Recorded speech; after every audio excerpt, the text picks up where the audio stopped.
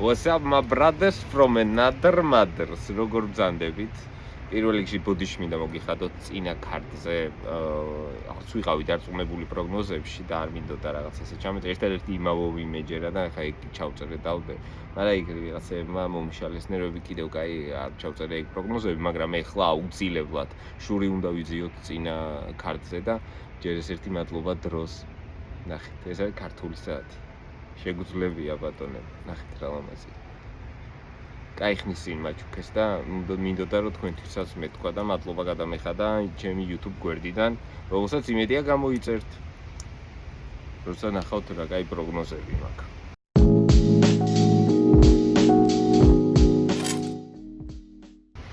მოკლედ, დავიწყოთ და პირველი რას თვალში მომხვდა, აი ბილეთი ჩემი აწყობილი მაქვს და დემჩენკოს გამარჯვება მჯერა 1.52-ია კოეფიციენტი. დანილ დონჩენკო, დემჩენკო ვინა რა დემჩენკო. დონჩენკო დანილ ორივეს ჩხუბები ვნახე და გულახდილად ძალიან ნათელი არის. ჰეთქებადობაში, ფიზიკაში, ტექნიკაში სხვაობა რა ვიცი რაღაცა კრეპლინგში შეიძლება დაიჩაგროს, არ მგონია. ასე რომ 1.52 კოეფიციენტი მშვენიერი კოეფიციენტია და მე მჯერა რომ დონჩენკო ამ ყველაფერში გამარჯვებული გამოვა და ჩაიწერს მოგებას UFC-ში. კლაუდია პაულისი, ხუაკიმ სილვა. ხუაკიმ სილვა არის ტიპი, რომელმაც ლამის არმან სარუკიანი დააფინიშა. კი, იდიოტურ გადაწყვეტილებებს იღებს. კი, ფავორიტი არ არის ამ ორთა ბრძოლაში.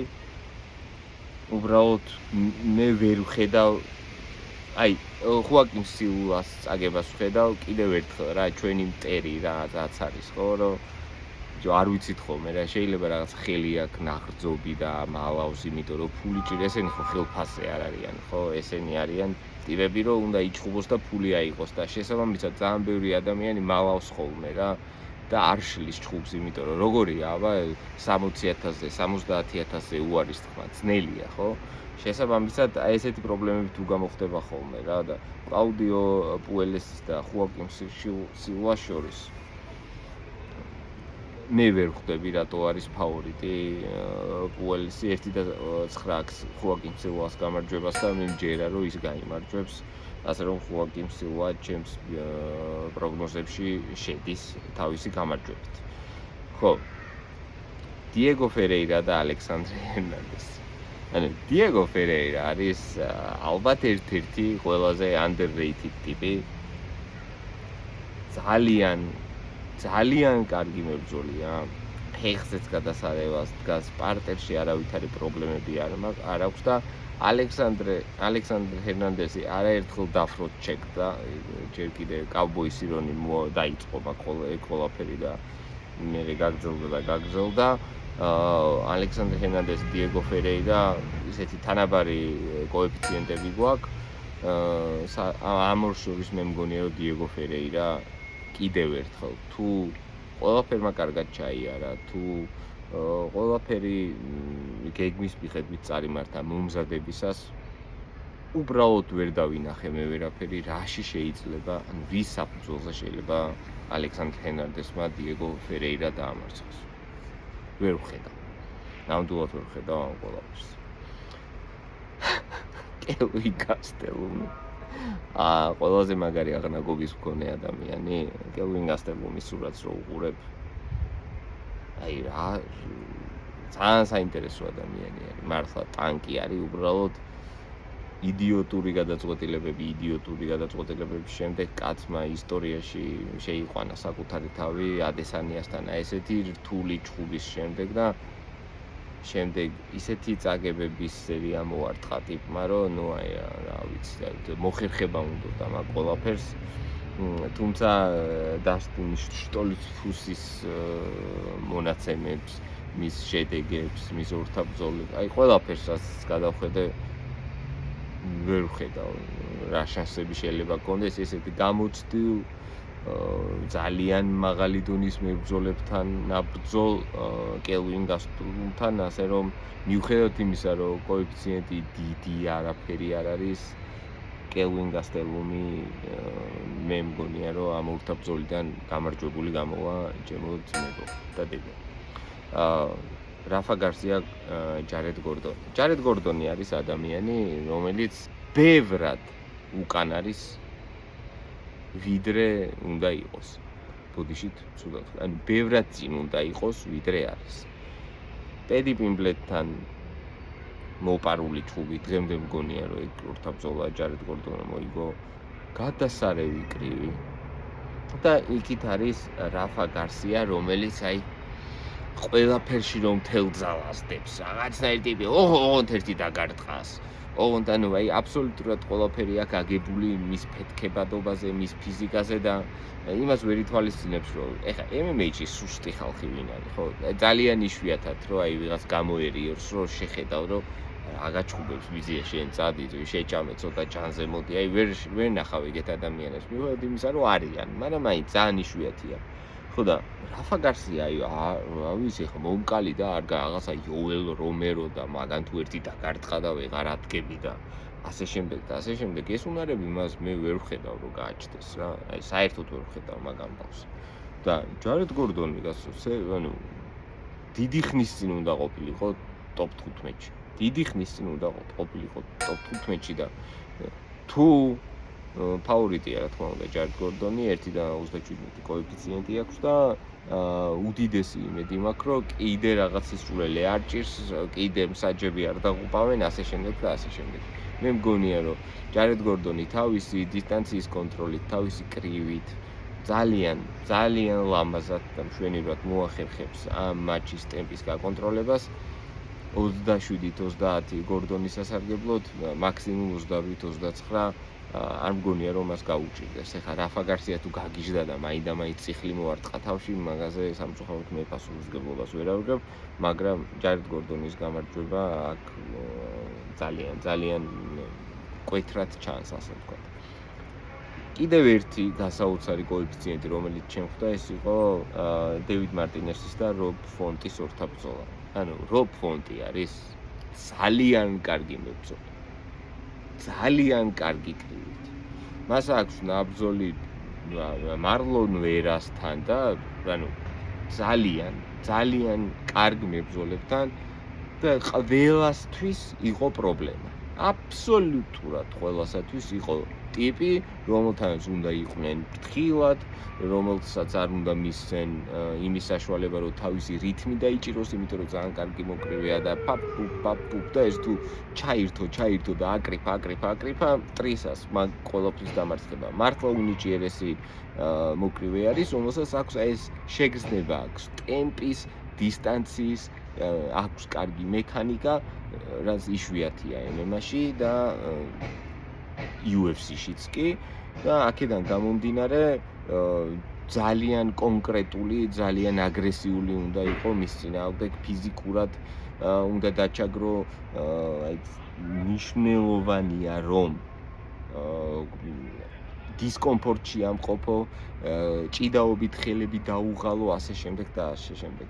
ამ ყველაფრის გაკეთება დევიდ მარტინეს შეუძლია მომკალი და არ მგონია რომ ეგ შეეძლოს. მართლა გულახდილად არ მგონია რომ დევიდ მარტინესი არის ის ტიპი, რომელიც რობ ფონტისთვის აი იმდენი დისკომფორტის შექმნას შეძლებს, რომ პირველი ორი რაუნდი არ წააგოს.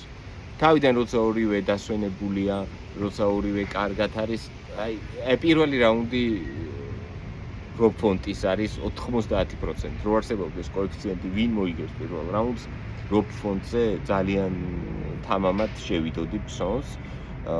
უბრალოდ ნუ MMA ესე არ მუშაობს თავისთავად.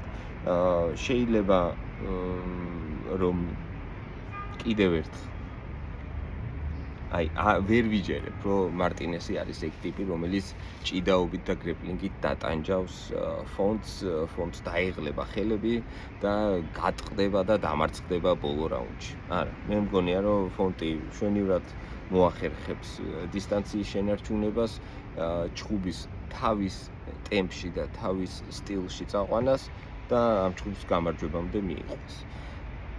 რაც შეეხება main events, მოდი გადავდოთ ახლა ყველაფერი გვერდზე და ვისაუბროთ ძალიან საინტერესო ურთაბრძოლაზე. რომელიც გამოარკვევს ერთ-ერთ კონტენდერს Featherweight-ში, ანუ ილიას ყოფილ ზონაში, რა თქმა უნდა, საუბარი არის ჯინ სილვაზე, Fighting Nerd-ზე. და ბოლო ორმა Fighting Nerd-მა რაც გააკეთა, ყველამ კარგად ნახეთ, თურმე არავით არის მაგია არ არის. თურმე სტილისტიკურად ლამაზად შერჩეული ჭუბები იყო და ესე კენწლიდნენ. ერთმაც ჩაისვარა და მეორემაც ბორალიოზე მაქვს საუბარი და რუფიზე, ხო? და მართლაც ნათელი იყო, რომ არ არიან ჯერ მანდ. არ არის. რუფის შეცდომა ჰაფის ეძახიან, ჩვენ ჰაფი დაუძახ. ჰაფის შეცდომა იყო, რომ როცა ფეხზე იდგა, არ ჭუბობდა პირველ ნომერს და არ არის მაგის დრო, როცა მოჭიდავ ესე ჭუბები შენ და იმას ერთი სული აქვს, რომ ტეიქდაუნი გაგიკეტოს, როცა ფეხზე დგეხარ, შენ უნდა იყო წამყვანი, იმიტომ რომ იმ ფეხზე იმანაც იჭის, სენ ბენუამაც იცის კაცო ხელის მოქნება და ფეხის მოქნება. და ეხლა შენ იმას ელოდო, რომ ის შეცდომას დაუშვებ და მუხლი, მაგარი მუხლი დაახვედრა, იქ მილიმეტრი აქეთ, მილიმეტრი იქით და ძირს ეგდებოდა სენდენი, გათიშული აბსოლუტურად და კი სწორი დარტყმა იყო, სწორი მექანიკა იყო, მაგრამ მიდგომა იყო არასწორი. როცა ხედავ, რომ ტიპს ერთი სული აქვს, რომ შენ გადაგიყვანოს და შვენივრად კიდევ ერთხელ ამბობ მე, რომ რუფი ჰაფის performance fraud check-ი არისო, მე არ ვეძახი მაგ ყველაფერს fraud checks. იმიტომ რომ ქონდა მას პასუხები პარტერში. გადასარევად დაიცვა თავი, გადასარევი scrambling-ი, გადასარევი takedown defense-ი, არ დაიბნა როცა ზურგზე იყო. ყველაფერი აკეთა, მაგრამ ნუ სენდენიმსმა მოახერხა და საბოლოოდ ბოდიშით მიიყვანა გამარჯვებამდე სურთა ბრძოლა, ვერ გაუძლო neck cranks. ვერ გაუძლო დათაფა, თუმცა ფაქტია, რომ რუფი არ არის ის ტიპი, რომელიც აი ყუსავით არის რა, ზურგზე რო დააყენეთ, მორჩა, ვეღარ გადმოტრიალდა. თუმცა შეცდომები იყო ძალიან ნათელი და ეს შეცდომები მოდის გამოუცდელობით. ზუსტად იგივე სიტუაცია ჯინ სილვას და დიეგო ლოპეს შორის. დიეგო ლოპესი რატო არის ანდერდოგი სილვასთან, მე წარმოდგენა არ მაქვს. 1.25 აქვს ჯინ სილვას, დიეგო ლოპესს აქვს 2 და 80 ლიდერში ეგრეა და მე ეს არ მისმის. ანუ თუ სილვა მოყავს ფავორიტად, კარგი 1.5 2 და 2-ზე გამიგი. სად ნახეთ დაჩაგრული დიეგო ლოპესი? გეხოწებია იმით ხართ რა დაჩა ევლოევთან დაიჩაგრა, ვოლკანოვსკისთან დაიჩაგრა, დანარჩენი ჭუბები გაუხეთქა თავპირი ყველაფერს. და ხე ჯინ სილვამ რო ბრაის მიჩელი გაგუდა და ესა ჩარლი ჟორდანი გათიშა და ყებს ამიტომ რა არ ვიცი გავოდები ბატონო, არ ვიცი ადრე იცით რა არის ჯინ სილვამ შეიძლება რომ ეს ჭუბი მოიგოს. დიეგო ლოპესის დაფინიშება ნუ მე ძალიან არ ვერ ვხედავ დიეგო ლოპესი როგორ შეიძლება კაჟივით ბიჭი არის. დიეგო ლოპესის დაფინიშება ის წარმოუდგენელი ამბავია. უბრალოდ ორივე იმდენად ფეთქებადია, ორივე იმდენად ზიანის მიმაყენებელი ტიპი არის, რომ აი რთულად წარმოსადგენია, რომ თქვა decision-ამდე მივიდეს ეს ყველაფერი, ხო? თუმცა ქალბატონებო და ბატონებო, მე მგონია, რომ ეს მებრძოლები 3 რაუნდს იჭუბა. ანუ მე მგონია, რომ აქ საჩემპიონო რაუნდები, ანუ მე-4 და მე-5 რაუნდები შედგება. შესაბამისად, ამ ორ ბრძოლაზე მე მგონია 2.5-ზე დასრულებულ 2.5-ზე მეტი რაუნდი. აქ არ მგონია, რომ ვინმე გაითიშოს.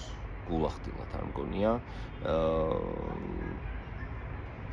უბრალოდ ვერ ვხედავ. გარდა რაღაც ფლეშ ნოკაუტისა, რომ ეხა ვიღაცამ თუ რაღაცა წიხლი მოარტყა ყბაში და დაეცა, მაგაზე არ მაქვს საუბარი.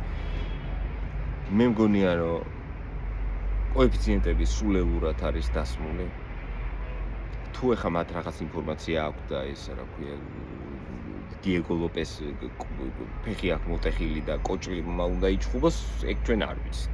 მაგრამ რა ინფორმაციაც გვიდევს მაგიდაზე, იქიდან გამომდინარე ეს არის 50-50 ჭხუბი, მეცას გეტყვი, მე უფრო დიეგო ლოპესისკენ გადავიხლებოდი. MMA-ში და საბრძოლო ხელოვნებაში გამოცდილება არის უმნიშვნელოვანესი. დიეგო ლოპეს არაერთხელ გვაჩვენა, რომ წნეხის დროს ის კარგად ჭხუბობს, მას აქვს ნაბრძოლი UFC 300-ზე ამ ხელ აუდიტორიის წინააღმდეგ მისი დებიუტი UFC-ში იყო ევლოევთან, რომელსაც არაფერი არ დაუთმო საერთოდ და კამარზე აქ კაც ვოლკანოვსკისთან დაჭხუბარი დაანოკდაუნა ეომა ბოლომდე რა ჯინსივა ვერ ხვდები ამ ყველაფერს რა შეასახა. ასე რომ ეს ბიჭები დახოცავენ ერთმანეს, თუმცა 3 რაუნდს იჭხუბენ. ეს არის ჩემი პროგნოზი. გამოწერა არ დაგავიწყდეთ, ძალიან გთხოვთ. მაპატიეთ ჩაგდებული კვირისთვის, პირობას გაცხრობ რომ აღარ ჩავაგდებთ, რეზიკო შენც უნდა მიცე პირობა რომ აღარ ჩავაგდებთ. ეს ჩენელი გაიზრდება თქვენი დახმარებით. ძალიან გთხოვთ, გამოიწერეთ, გაუზიარეთ მეგობარს, დააყენეთ ზარის ღილაკი, დააკომენტარეთ, დაალაიქეთ. ჩვენ კი ნახოთ როგორ აგვიხდება ჩვენი პროგნოზები. მადლობა.